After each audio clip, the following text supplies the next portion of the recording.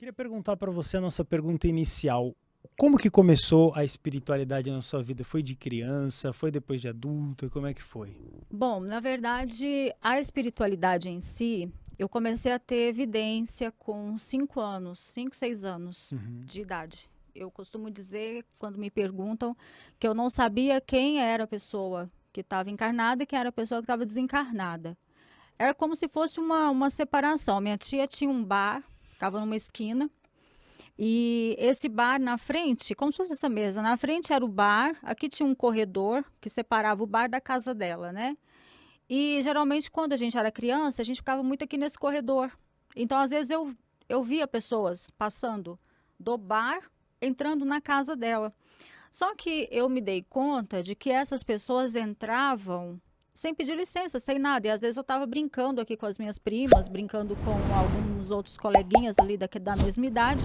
E eu via as pessoas atravessando e eu falava, vem cá. Você não mora aqui, tá fazendo o que aqui? E às vezes até eu ia chamar minha tia, né? Eu chegava e falava, tia, vem aqui, né? Tem gente entrando aqui na casa. E entravam homens, mulheres, e entravam, assim, pessoas a todo momento. Eu não sabia separar quem era que estava encarnado, quem estava desencarnado. Então, assim, a espiritualidade, desde a evidência, ela começou nesse tempo, né? Os meus avós, eles sempre. Minha avó era benzedeira, na verdade. A minha avó, mãe do meu pai, era benzedeira. A minha bisavó era cigana, né? E a minha avó Antônia, que é por parte de pai, ela era índia com mistura de cigano. Então ela era benzedeira e era uma benzedeira muito forte, assim. Lá no interior de Goiás, isso é muito corriqueiro. As rezas, as orações, os altares, né? Até mesmo fazer a homenagem aos santos e santas, Nossa Senhora Aparecida, São Sebastião. Então, cada pessoa que tem uma devoção, ela faz aquela reza, né? Então, isso sempre foi muito presente. Por parte de mãe também tem a minha avó também era benzedeira, meu avô também era benzedor. Então, eu era inserida dentro desse cenário, porém, com um pouco mais próximo ali do cristianismo, né? Mais ligado com o lado católico. É. Então, era aquela história. Eu tinha evidência, eu era menina errada porque eu não conseguia ficar perto de ninguém, assim. Então, às vezes, eu falava muito sozinha. Uma vez, um rapaz estava reformando a minha casa, ele chegou para minha mãe e falou assim: só precisa levar sua menina no médico, essa menina conversa sozinha o tempo todo. E realmente eu conversava sozinha o tempo todo. Só que daí já era mais velho, eu tinha mais ou menos uns 10 anos. E eu conversava, eu falava como se tivesse uma festa. E ele até falou para minha mãe, falou: a sua filha parece que ela está numa festa 24 horas por dia, assim. Então, isso começou desde criança. Só que quando você começa isso desde criança, você precisa ter um pouco de cuidado, porque as pessoas não entendem, né? Principalmente em uma cidade pequena, as pessoas geralmente é mais ligada ou ao lado evangélico ou ao lado cristão, né? Então, tudo isso não era bem-vindo, não era de Deus, né? E aí, quando eu peguei num baralho pela primeira vez, peguei num baralho, na verdade, quando eu comecei a ler carta, eu não comecei a ler carta, por exemplo, com tarôs figurativos. Eu comecei a ler carta com o tarô na carta tradicional, do jogo mesmo, do truco, né? Uhum. Eu sentei de frente com uma cigana que tinha muitos acampamentos Sim. lá em Goiás. E aí ela falou: vem aqui que eu vou te ensinar a ler carta. Então eu comecei a ler cartas com ela e eu aprendi a ler esse baralho. E ela chegou para mim e falou: você não vai cobrar até você realmente ficar craque na visão. Eu falei: tá, eu já tinha visão, mas eu não sabia que a visão podia ser utilizada para Hum. a oráculo, né? Até mesmo para ajudar outras pessoas. Para mim, a minha visão era ver o mundo dos desencarnados e, na verdade, o oráculo ele era um conselheiro, digamos assim, né? Então, eu comecei com 11 anos de idade, 10 ali, 11 anos, eu comecei a atender na minha casa de graça. Hum. E aí começou a formar fila na minha casa. Minha mãe trabalhava, né, o dia todo, e começou a formar fila. E aí as pessoas começaram a falar pra minha mãe: tá fazendo fila na porta da sua casa, sua menina tá fazendo alguma coisa. E aí ela queria saber o que eu tava fazendo. E foi aí então que ela pegou e descobriu que eu tava lendo carta. E ela pegou e falou assim: carta não é de Deus, carta é do diabo, então nós vamos queimar seu tarô. Tá, nós. Aí ela pegou foi e queimou minhas cartas.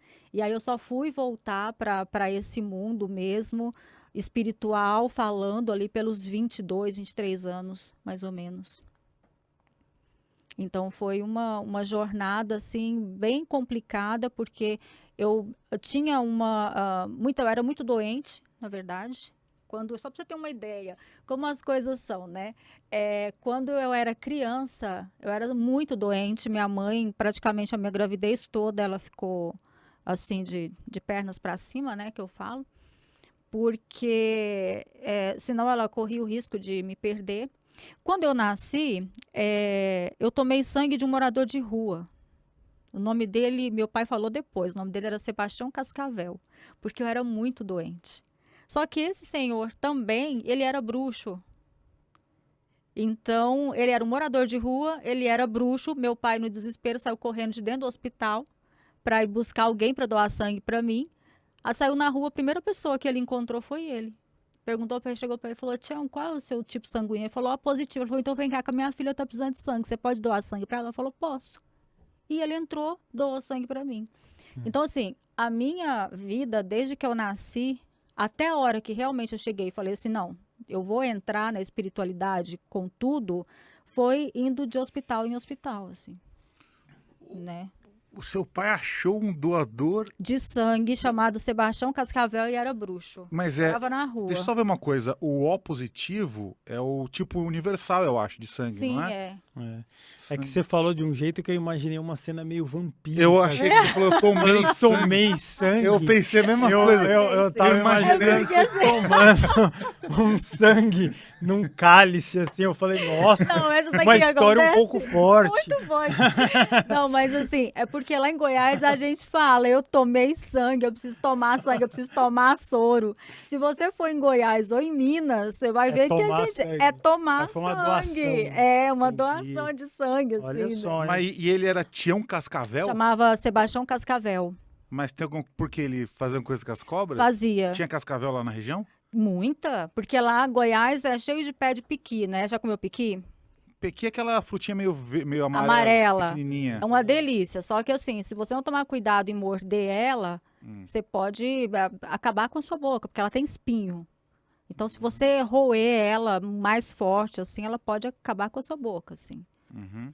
Então, as coisas lá em Goiás são muito diferentes, assim, né? Às vezes a gente está aqui em São Paulo, não tem muito esse contato. Por exemplo, com as rezas, com as orações, né? E lá não, lá a gente tem essa tradição de realmente fazer as orações, confiar nas orações, tudo. Mas, como eu estava falando, desde criança sempre fui muito doente e até os meus 30 e poucos anos eu ia no hospital dia sim, outro também. Mas o sangue do Sebastião, ele gostou do Sebastião. Mas porque você bebeu o sangue de um bruxo. Eu não bebi, eu tomei. Não, então tomei, doei. Você tomou. Isso. O sangue do bruxo, ele te fez bem ou te fez mal? No final Então, na verdade, ele me fez bem, né? Porque, primeiramente, ele salvou a minha vida. Mas depois, acho que eu já estava inserida dentro da religião. Eu me apaixonei por um livro de São Cipriano. Uhum. Eu ia na livraria e olhava aquele livro me chamava. E aí eu aproveitei que meu pai, né, veio de Goiás aqui para São Paulo me visitar. E aí eu cheguei para ele assim e falei: pai, né, eu tô olhando, vou na livraria, eu olho para o São Cipriano e parece que eu quero aquele livro, mas parece que, sabe, eu abri ele e eu fiquei meio assim, meio com medo, né? E aí ele chegou para mim e falou assim: olha, eu vou te ensinar como que você cuida do livro. Eu falei: como meu pai sabe disso, né? E aí ele me ensinou como eu cuidava do livro. Ele falou: você vai comprar e depois, quando você for se desfazer dele, ou você dá ele de presente para alguém, ou você deixa ele num sebo. Você não pode jogar ele fora. Aí eu perguntei para ele por que ele sabia dessas histórias. Aí eu fui saber que os meus tios, que eram irmãos do meu avô por parte de pai, eles eram bruxos dentro dessa linhagem de São Cipriano.